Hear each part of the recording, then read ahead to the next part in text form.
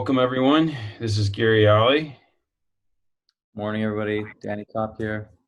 and this is the Narkis Street Congregation's online Shabbat service for June 6th of 2020.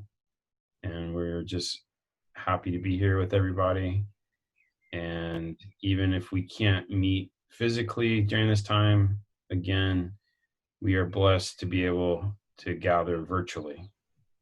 And we were hoping this week to be together in the building, or at least we were thinking about it. But we had an uptick in COVID-19 cases in Jerusalem. And so we decided it would be wise to wait at least another week and see how things play out in the city. But it does look like, I think I read today, Danny, there was another close to 100 cases reported. Wow. Something like, I think it's still going up. It's more than it has been in the last month. So we will just continue to pray and keep our eyes open and use wisdom, the Lord's wisdom, and move forward however He wants us to. Um, we're This is also the first Shabbat of the month, and as our tradition, we celebrate the Lord's Supper together. And so this morning, before we go to the Parasha, which is Yoni Gerrish, and then the sermon with Sharon, Danny's going to be leading us all together. So you are welcome to pause your video now and get a piece of bread and some wine or juice, and we can all participate together as one body in the Messiah. So if you've got your bread and wine, um, I was thinking what we could share, and communion is our remembrance of the Lord's Supper, the Last Supper, and it was a time of coming together with Jesus' disciples, and we try to recreate that when we're um, in our congregations usually. And doing this online like this feels especially awkward for me. Um, Doing it on screen like this, the very concept of calling this communion when we're really doing this virtually is especially strange. And it made me think about how um, everything that's going on in the world right now, especially in the U.S., but with some of the protests and riots, and how that's caused people to think about what's going on in their countries as well. People have seen parallels to um, how things are conducted in this country as well. Um, and the debates over these developments have all happened online because we're all in our homes, and because these debates are online, that those debates happen in a certain format, and because they're not in person, just like we know a conversation that's on WhatsApp is never as healthy as a conversation in person, even a conversation over the phone. And you see those conversations just deteriorate so much faster. We say things differently than we would if we were face to face. We give ourselves maybe a little more license. We're misunderstood lots of times. We we also misunderstand because we don't see facial expressions. We're missing a lot of communication because we don't hear tone. We don't see facial expressions. We've been out of touch with the person that we're communicating with, and so we've forgotten a lot about how we actually feel about this person that we're talking about. We've lost a lot of that warmth, and so we're coming in cold to this discussion when we would have otherwise maybe first had a drink of wine and some bread that would have warmed that conversation up first and greased it a little before it hit those raw nerves first. And all these things are important. All of those things were there. All of those elements, all of those dynamics were there in the Last Supper that are not here right now as I'm trying to recreate these. And I think about how Jesus was about to describe the miracle of forgiveness that was made available through his sacrifice and resurrection, and sacrifice of his blood and his body. And I thought about how that we as believers, as we come into these conversations, the things that we are so desperately crying out for in these conversations, you really see it. You see a lot of people crying out, wondering how could it be that the person we're talking to is so blind? Why can't there be a miracle? Why can't God open their eyes and see the blindness? Why can't they see the error of their ways? How can it be that if we as believers have the Spirit of God, the person that I'm talking to, how isn't God opening their eyes? How can they be so blind and so obtuse and so stuck in their ways and be in such darkness?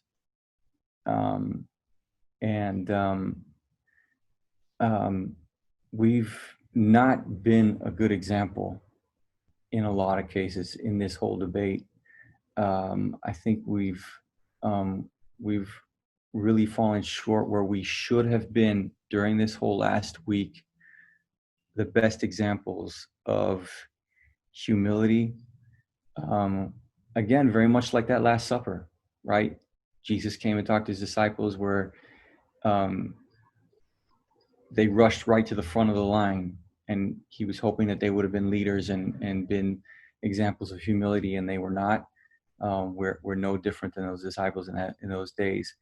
And I think this can be a clarion call to a wake-up call to slow ourselves way down and hear our Lord's call to humility, hear the person, our interlocutors, voice their cry, however blind we might think that they are, however stinky, dirty their feet may be, to just put ourselves in a position of humility, to go ahead and bend our knee, take their dirty, smelly feet in our hand, be willing to wash it, however smelly we may really believe it is, and it may be. To be in a place where we're willing to learn to be moved from our position, to admit when we have been moved.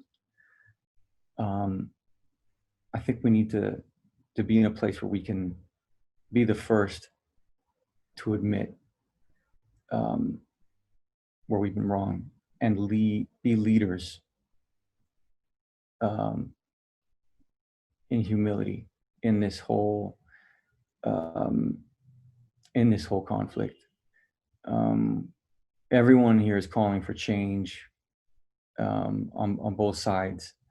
and there's very little call for humility. And I'm the first to admit I'm the last person to like to admit when they've been wrong and concede um, where I've been convinced of a point that I didn't used to believe in, and I'm recognizing that I need to change on that.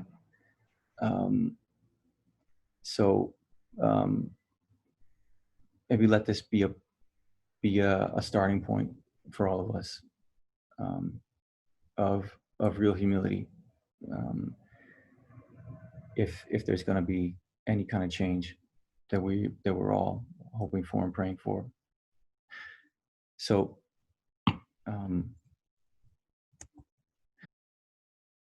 take the bread. Jesus said he took the bread, he gave thanks and broke it as he was with them in communion, and he gave it to them, saying, "This is my body given for you. Do this in remembrance of me."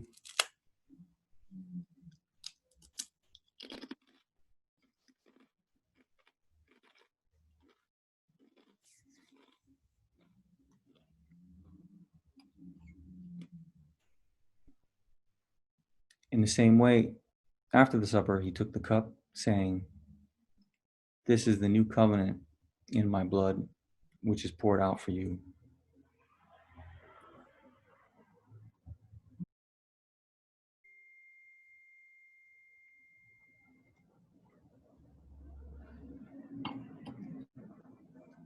Heavenly Father, I just ask that,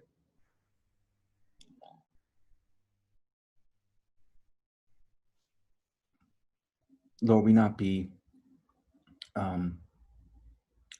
so obtuse, that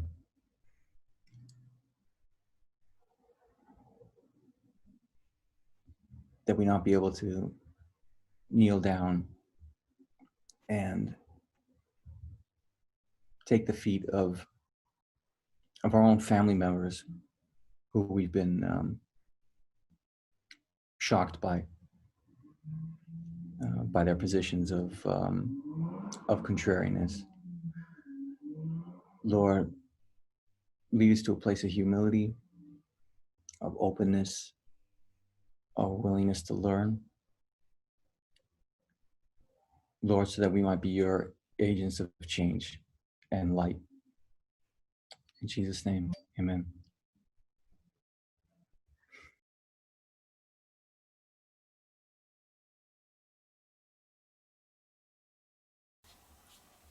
Greetings. This is Yoni. I'm here to deliver the Narkis St weekly Torah portion, which will be for this coming Shabbat, June the 6th, 2020.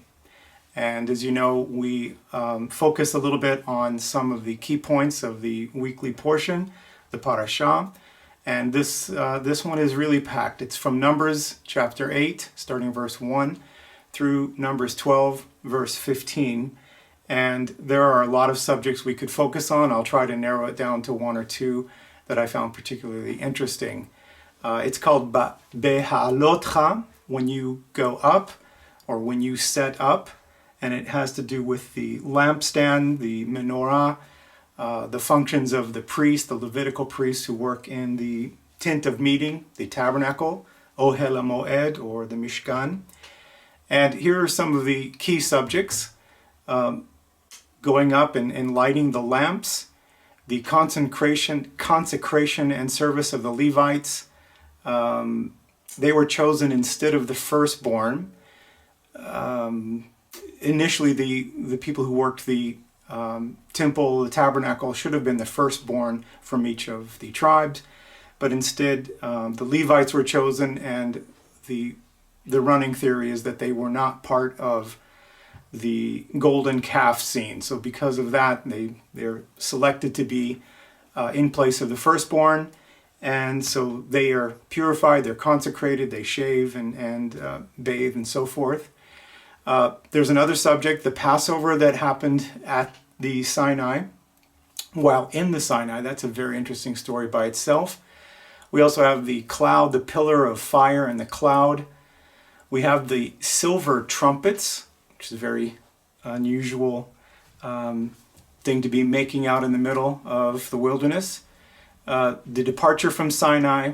And a key point for this particular parasha would be complaining in the wilderness, complaining about manna. And when I initially was given this assignment from Gary, I had really planned to deal with our own situation in coronavirus, lockdown, quarantine, how it's much like a wilderness. And instead of manna in our house, we're dealing with lots of popcorn. And the truth is we're kind of tired of popcorn. And it's a little hard to be creative with popcorn after a while. But I won't go there. Part of this week's parasha also deals with the 70 elders being selected, the miraculous quail that God brings into the camp, even though there are some complaints about things like that. This week, though, the very last subject from chapter 12, Numbers 12, from 1 to 15, is the thing that Miriam and Aaron said about Moses, his wife, the Cushite, Cushite in Hebrew, and it is quite a pertinent story when considering the events that are going on in America since the 25th of May, last month. As most of you know, George Floyd was murdered by policemen. A black man murdered by a white man. And I don't want to get into all the political weightiness and everything, but it's very, very disturbing, and we all pray for justice to be served. Of course, we don't condone rioting, destruction of property, harming other people, the looting, the mayhem. It's very, very unfortunate. But drawing attention to inequality, to racism where it exists, that is a very important thing. And this parasha, and I'll just read a few lines from Numbers 12. Then Miriam and Aaron spoke against Moses because of the Cushite woman he had married, for he had married a Cushite woman. And they said, has the Lord indeed spoken only through Moses? Has he not spoken through us as well? And the Lord heard it. And now the man Moses was very humble, more humble than anyone on the face of the earth or the soil. And suddenly the Lord said to Moses and Aaron and Miriam, you three come out of the tent of meeting, come to the tent of meeting. So the three came out. And the Lord came down in a pillar of the cloud and stood at the doorway of the tent. And he called Aaron and Miriam. And when they both came forward, the Lord began to rebuke them. Now, you could go a lot of different directions with this particular story. Some draw attention to the fact that it sounds like his siblings, Moses' siblings, Miriam and Aaron, are jealous. And maybe that is part of it. And God comes to the defense of Moses, who is a very humble Anav. He's Haish Moshe Anav Me'od Mekol Hadam Asher al Pnei Hadama. He's the most humble, afflicted, lowly, meek. You can go a lot of different directions. And it sounds like the Lord is coming to Moses' defense. And that certainly is part of it. And Miriam and Aaron get severely rebuked. But part of the issue could be the fact that this woman, we assume it's Tzipporah, maybe Moses took another wife. I don't want to even go there, but she's a Cushite. She's from the area of Cush, which is south of Egypt, or perhaps it overlapped with parts of what we call Egypt today, which would include Sudan, maybe most of Sudan, maybe also a little further into Ethiopia, and potentially it could have gone all the way to Somalia. But she would have been black, a black African.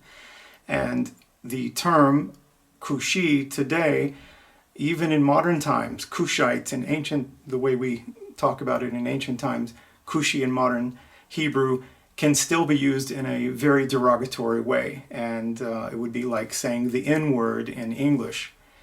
And when the Lord finishes rebuking, suddenly you find out that when he withdraws back away from them, they look and behold, Miriam has leprosy. Now, I'm pretty sure we're not talking about Hansen's disease, but she has leprosy, and she is as white as snow. And she is basically forced to go out of camp for 7 days. And the whole Israelite community is at a standstill for 7 days. They're supposed to be progressing on, but now they have to wait. Now this is very interesting. The whole overlap that I'm seeing here is that we have a definite case of racism in the U.S., white and black tensions, and they've been around for a very long time. And we also have this story in the wilderness, and you can know that the Israelites probably felt uncomfortable with certain other mixes of culture coming in. Foreigners, this woman is a foreigner, and she's black, and maybe it makes people nervous. Maybe Miriam is upset about that. Either way, God really gets upset with the things that are being said, and he comes down and stands in front of them, in front of the tent of meeting, and rebukes them. Now, it's been more than 7 days since this event took place in the U.S., but we've had something of a rebuke in a way. It feels like a rebuke. And I think the Lord really does get angry when racism happens. And so that would be the takeaway from this particular parasha for me. And maybe we can all just take some time to pray for reconciliation and healing and restoration of peoples, because like in the U.S., all men are created equal, supposedly, and in Scripture you certainly get that idea that God cares about all of his creatures, all of his creations, all of his children. So I'll leave it with that. Shavua Tov and Shabbat Shalom. Shema Yisrael, Adonai Eloheinu, Adonai Echad. ואהבת את אדוני אלוהיך בכל לבבך ובכל נפשך ובכל מאודיך.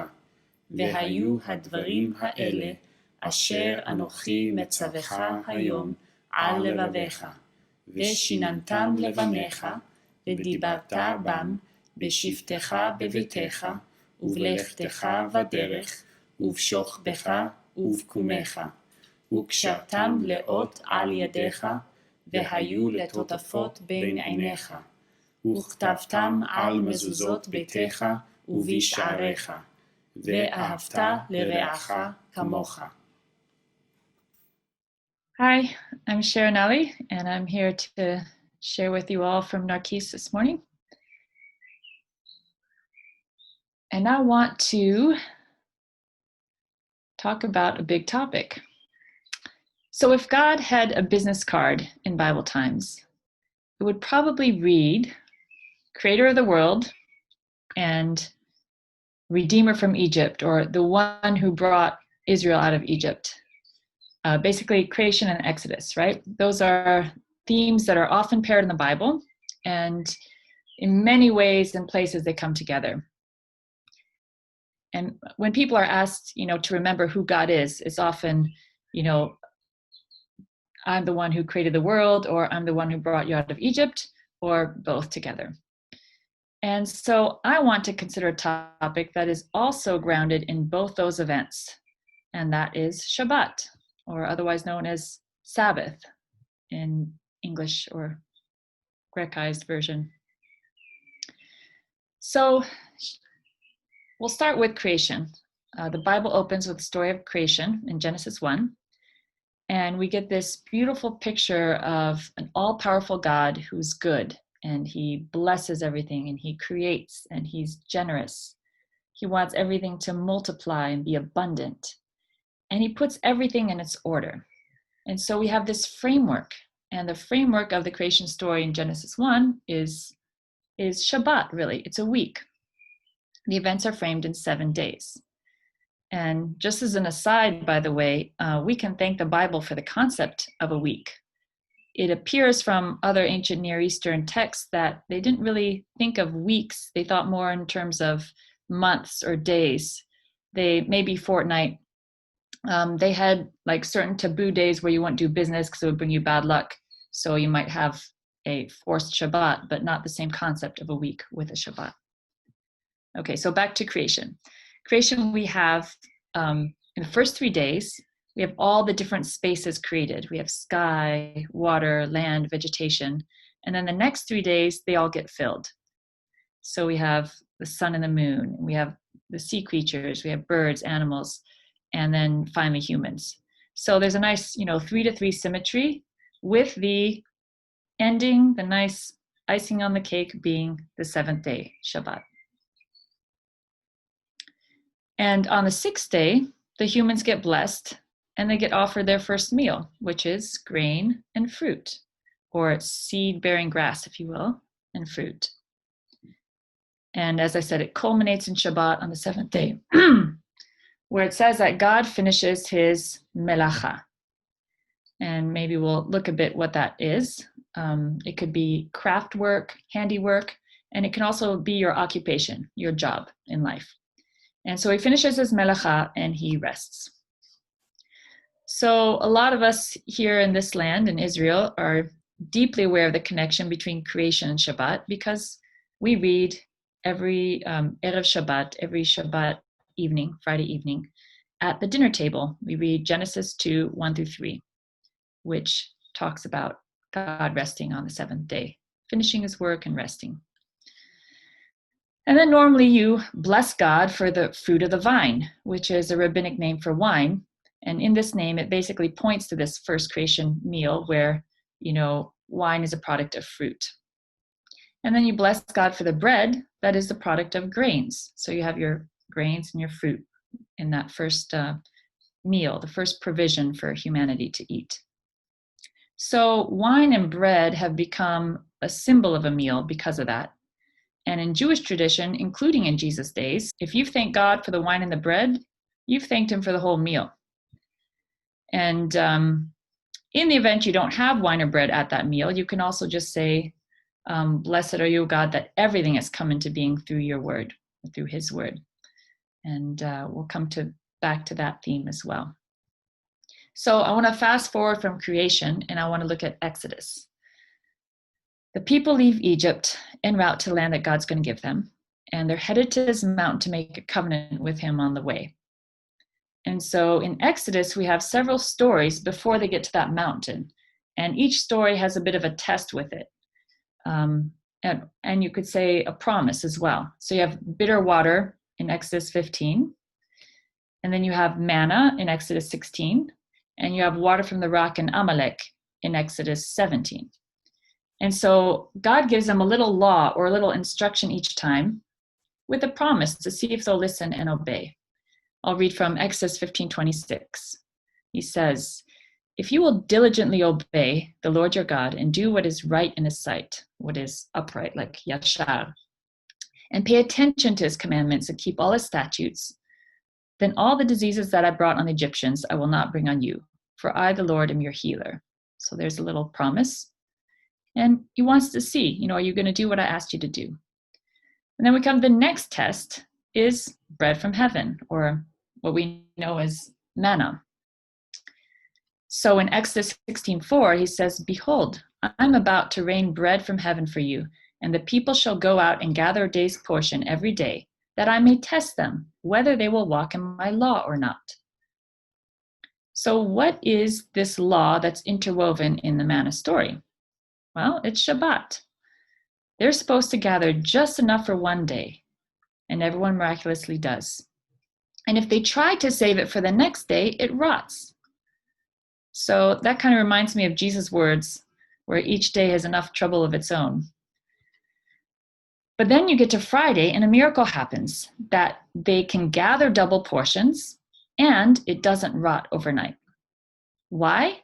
Because God's given them the Shabbat in Exodus 16:29, and they're supposed to stay where they are and just rest. So at the end of the story, it says that this bread from heaven was preserved in a jar for generations, basically to remind the people of the Exodus. So that they may see the bread which I fed you in the wilderness when I brought you out of the land of Egypt. So the man is a reminder of Exodus, and it's also a reminder of Shabbat. When you read through the original stories, you know there's clear emphasis on Shabbat. It's this God's special provision. And it also shows us that the people were dependent on God and his provision. And God was pretty insistent on them having a Shabbat. Now, if you look at Deuteronomy 8:3, it gives you another level of interpretation of this same manna story. And there it says, God was testing you to know what was in your heart, whether you would keep his commandments or not. And he humbled you and let you hunger and fed you with manna, which you did not know, nor did your fathers know, that he might make you know that man does not live by bread alone, but man lives by every word that comes from the mouth of the Lord. So, of course, man there is human. So Deuteronomy is saying we live with a constant dependency on God. We're not in control, and any kind of control we think we have is basically an illusion. But there's also this hint to spiritual sustenance here as well in Deuteronomy 8:3. Everything that comes out of the mouth of God, which is presumably God's word. And that also links back to creation, where God creates through the word. And it also links forward to Jesus, who in John 6 is the bread from heaven. But that same concept of this divine sustenance is also found in the Exodus text. If you look back at Exodus 16:4, if I were to read it to you in Hebrew, it says everyone would gather davar yom biyomo.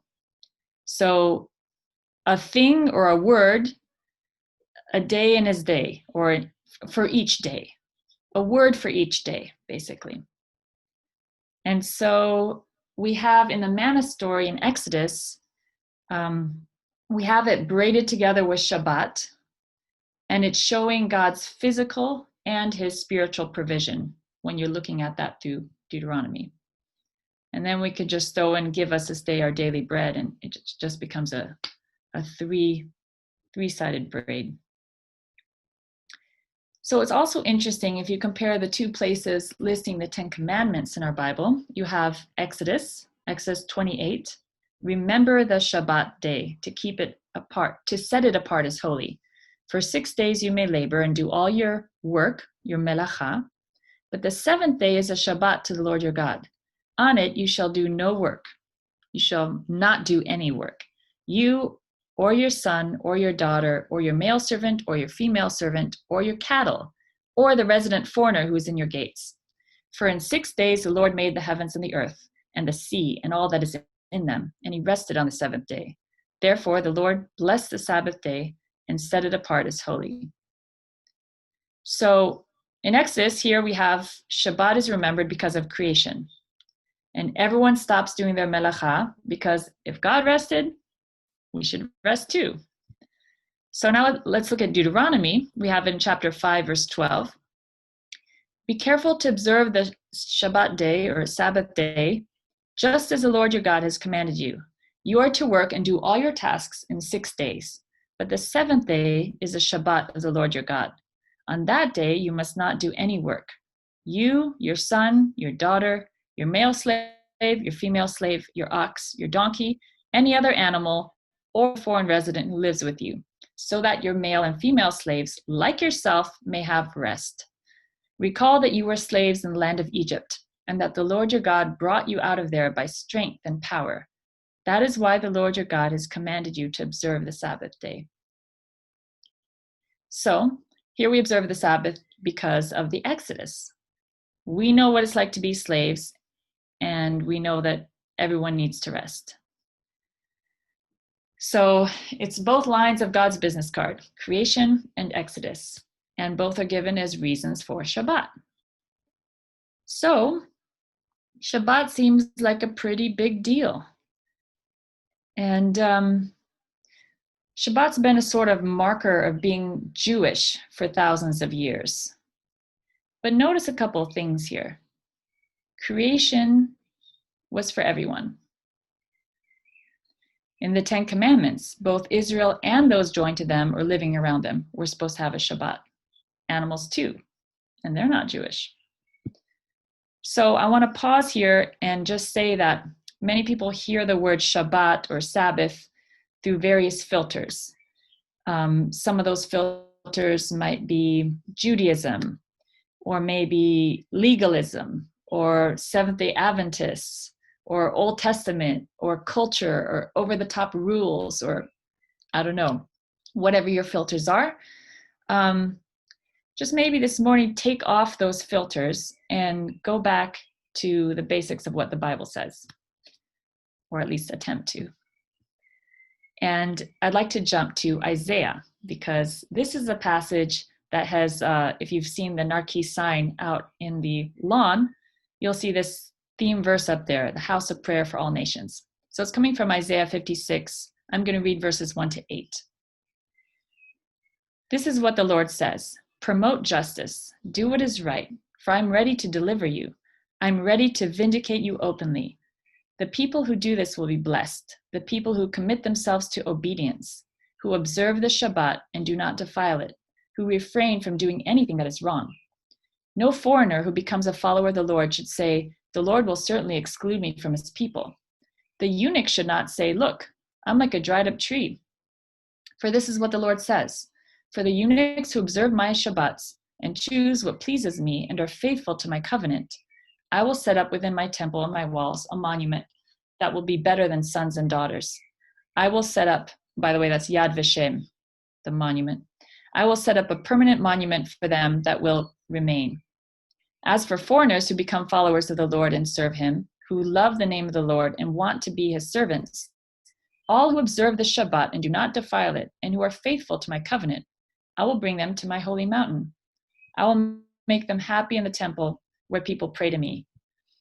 Their burnt offerings and sacrifices will be accepted on my altar, for my temple will be known as a temple where all nations may pray. Or in other versions, my house will be a house of prayer for all people. The sovereign Lord says this, the one who gathers the dispersed of Israel. I will still gather them up. And then later on, a couple passages later in Isaiah, he's again calling the people to truly do the right thing, right? So Isaiah 58:13, you must observe the Sabbath. Rather than doing anything you please on my holy day, you must look forward to the Sabbath. Or in some versions you might have, you'll call it a delight. And treat the Lord's holy day with respect. You must treat it with respect by refraining from your normal activities and by refraining from your selfish pursuits and from making business deals. Then you'll find joy in your relationship to the Lord, and I will give you great prosperity and cause crops to grow on the land I gave to your ancestor Jacob. Know for certain that the Lord has spoken. So now we're going to think about what Jesus says. He says, the Shabbat was made for people, not people for the Shabbat.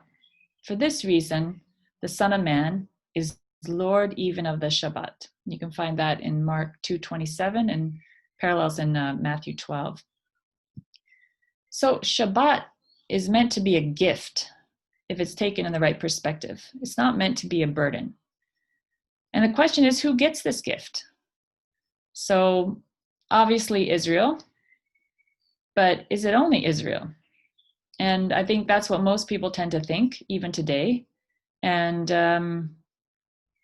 Isaiah doesn't seem to agree with that. He thinks anyone who's trying to follow God can join in the Shabbat.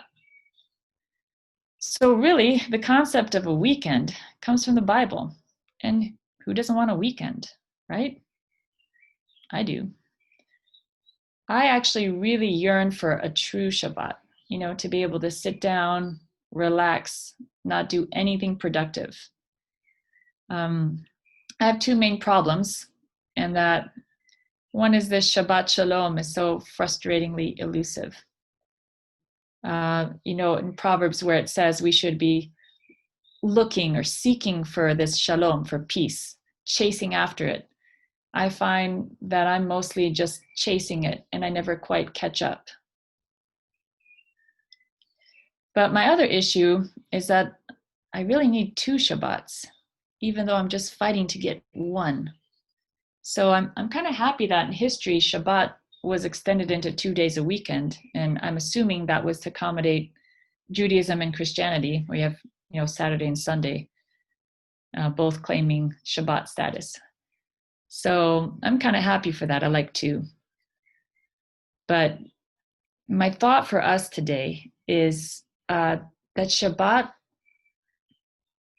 is a symbol, really, and it's meant to be a weekly reminder, and it's going to gauge 2 things for us. If we're looking at the text we read, it's going to gauge our willingness to listen and obey, like in the manna story, and our total dependency on God, and maybe our realization of that, you could say. So he created us, he brought us out of Egypt, he knows what we need, and we need to rest. We need to plug into him to be fed from his bread from heaven. And that is Shabbat. So I don't know, for you out there listening to me, I don't know what you do, how you do Shabbat in your life, when you get to do Shabbat, or even if you get to do Shabbat. But I do want to challenge you with that idea and ask, are we willing to give up control? Are we willing to take Jesus' advice that each day has enough worries of its own? It's a posture of humility to be able to say, to give it all up and to say, okay, I can take a day off because I'm not God. I can let it go. And, like I said, maybe it means not answering emails that might remind you too much of work you need to do that you're behind on, or maybe it means to do something special that you don't get a chance to do the rest of the week. Something that would set it apart, or a way of resting from your regular work. Like we said, melacha, there's different ways to understand what melacha is. But when Jonah is asked what his melacha is, he answers, I'm a prophet. So to me, that's kind of like your occupation. What is it that you do? And how do you get away from that a bit? So Shabbat right now for our boys means indulging in some favorite activities, like Xbox, video games.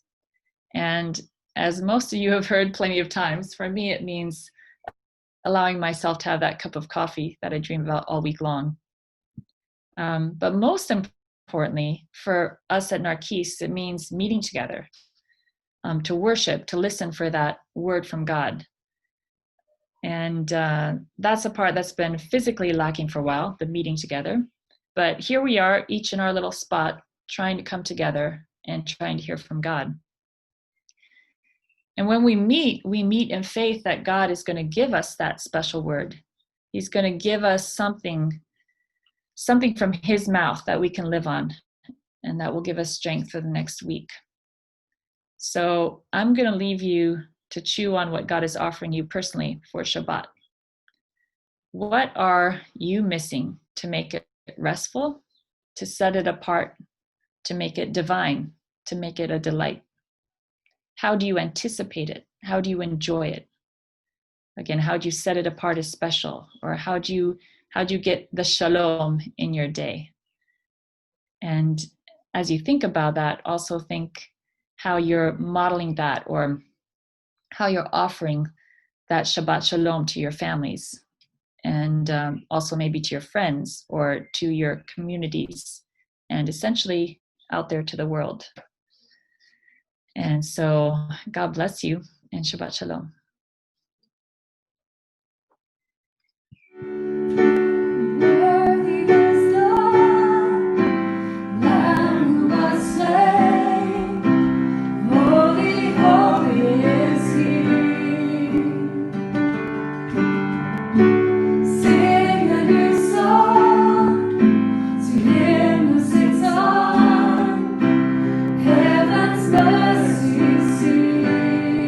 Worthy is the Lamb.